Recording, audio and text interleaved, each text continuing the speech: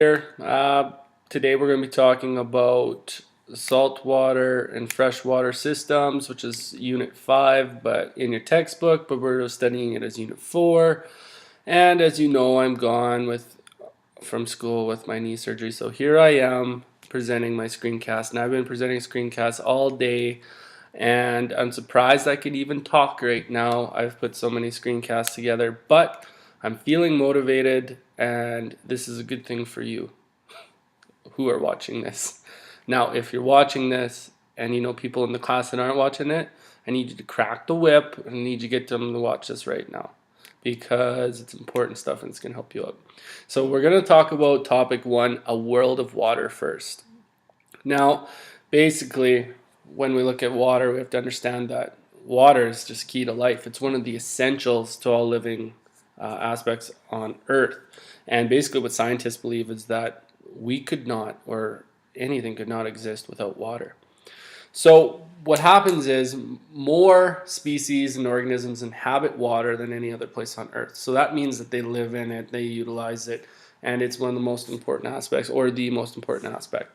Now, all water on Earth actually is going to make up what's called the hydrosphere. And so in our biosphere, we have three different aspects. We have the hydrosphere, which is our water, atmosphere, which is the gases around the Earth, and then we have our lithosphere, which is our soil and rock and such, which is going to make up our mountain ranges and things like that. But the hydrosphere and this water on Earth is just crucial. So basically, whether you realize it or not, you depend on water at every moment. And I'll talk about why. But first we'll talk about the two different types of water. And they are broken into both saltwater and freshwater. Now, if we think about the oceans and salt water in the ocean, if you've ever been in the ocean, one, you can float a little better. For me, it doesn't really work because I'm a rock.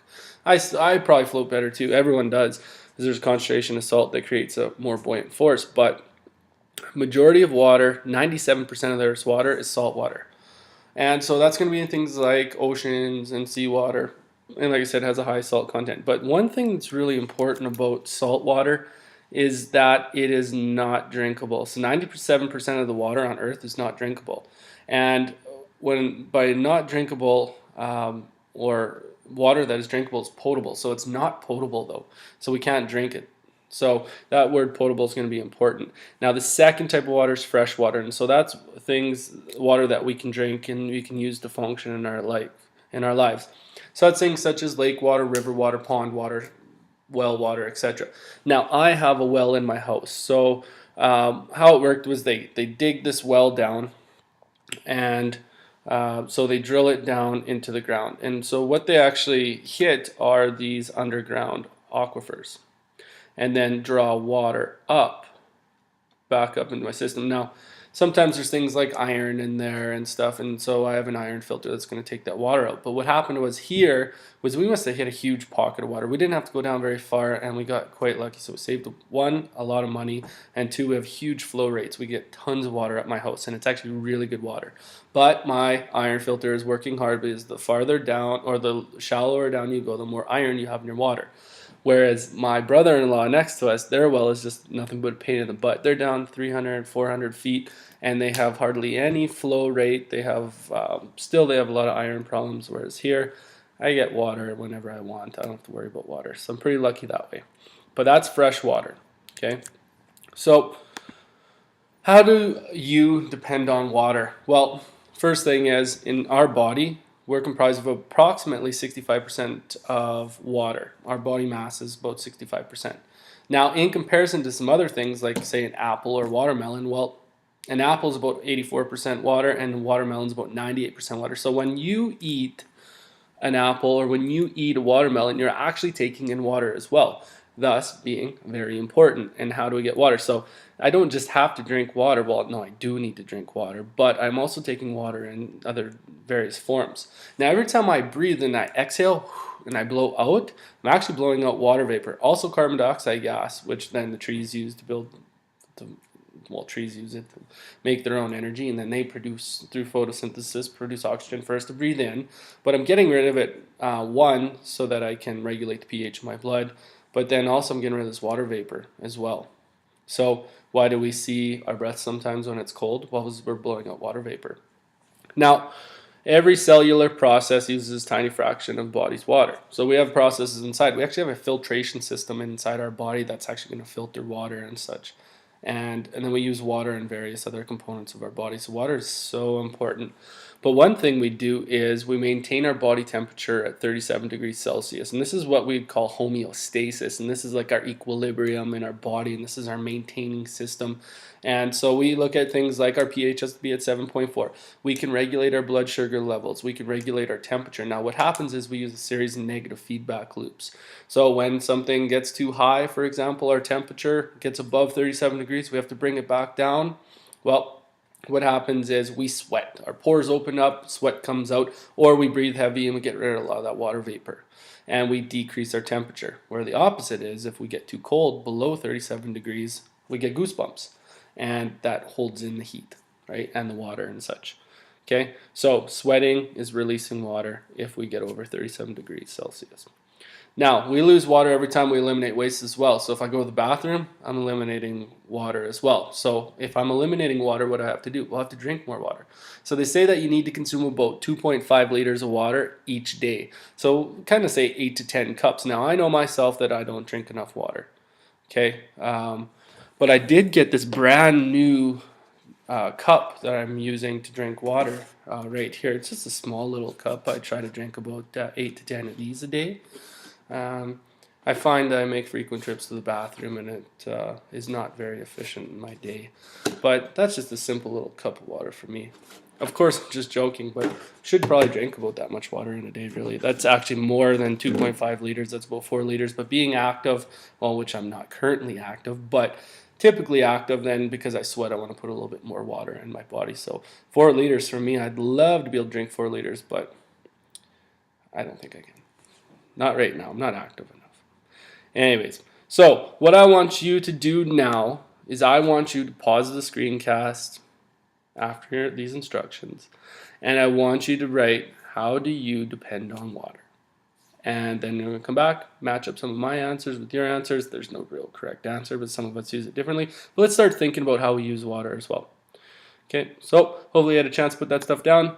Okay, first one, swimming and other recreational activities. Well, for me, you always hear me bragging about how I've been lane swimming at 6 a.m., which is turning me into a morning person. It's also good exercise for me, and I found out that I'm a horrible swimmer. So that's bringing me down a little bit. But you know what? I sink like a rock, but it's good exercise, and I feel that me in the water for 20 minutes is like someone that's a strong swimmer in there for 40 to 60 minutes, because I have to work so much harder just to stay afloat.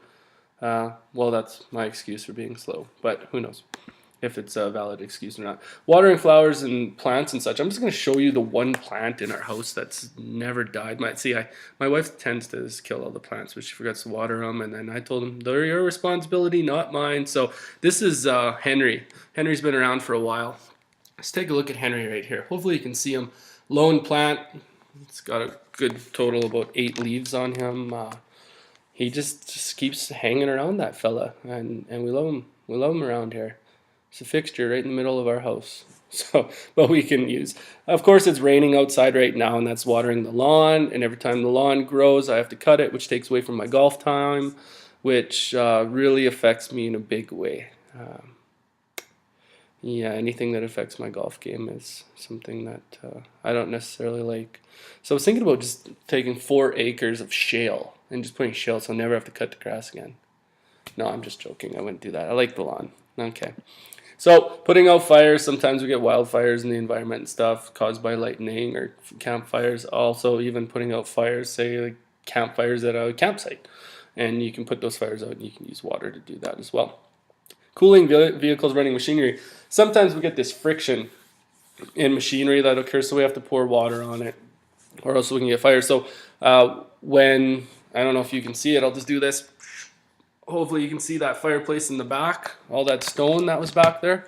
Well, that I used a tile saw, and it has a diamond blade, and what happens is it has a pump that sprays water on it, because when you're cutting through the tile or when you're cutting through the stone, it can create sparks and stuff.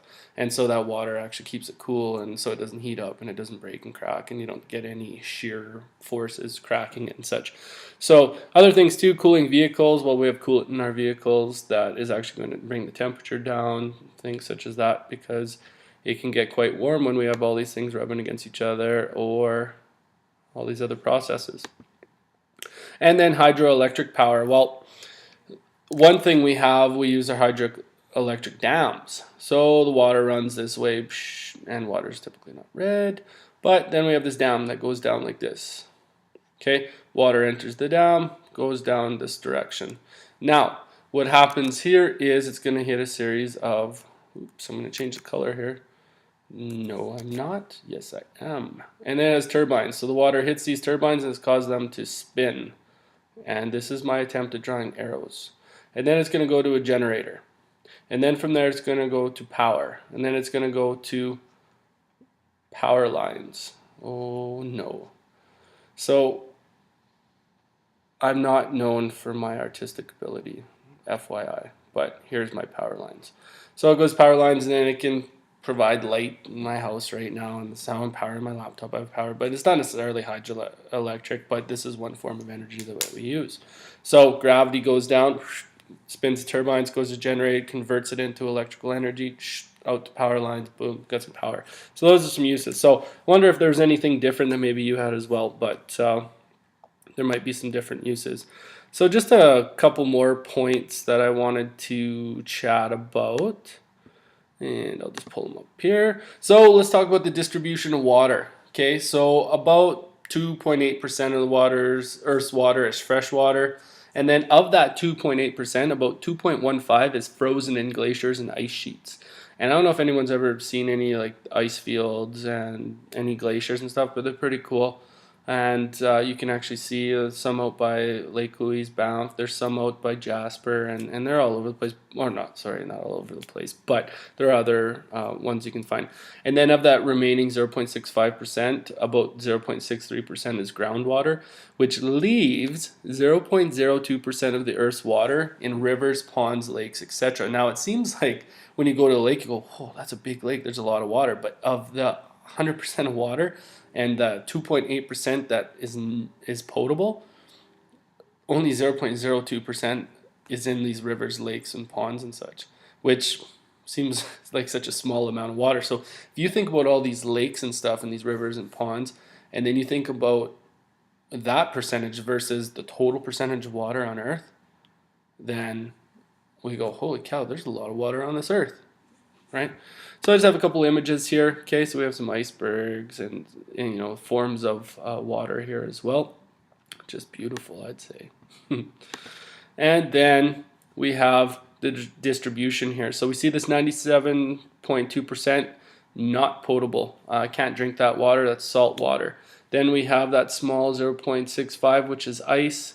Then we have that tiny little 0.02%, which is groundwater, and then we have and then we have that little bit that is lakes and such as well. So really, majority of the water is not potable, and majority is salt water. So just take a look at that graph, and then it just shows some of the water throughout the world and stuff, where we can see different distributions of water as well. And then lastly, water quality. Some concerns we have. Well, what's the quantity of the water, the amount of water that we find? What's the water quality? Okay, it's suitable or unsuitable for various uses, and basically we have to manage Canada's rivers and lakes properly to ensure that they're protected and that we protect aquatic life forms in them, vegetation and such as well. So anyways, this is topic 1 so far. The next screencast will talk about the water cycle, but it's talking about a world of water, and it's talking about salt and fresh water and the distribution of water that we find where we live and such, and somewhat around the world in the hydrosphere. Anyways, hopefully this has helped. Okay, we'll talk to you guys later. Thanks for tuning in. Bye.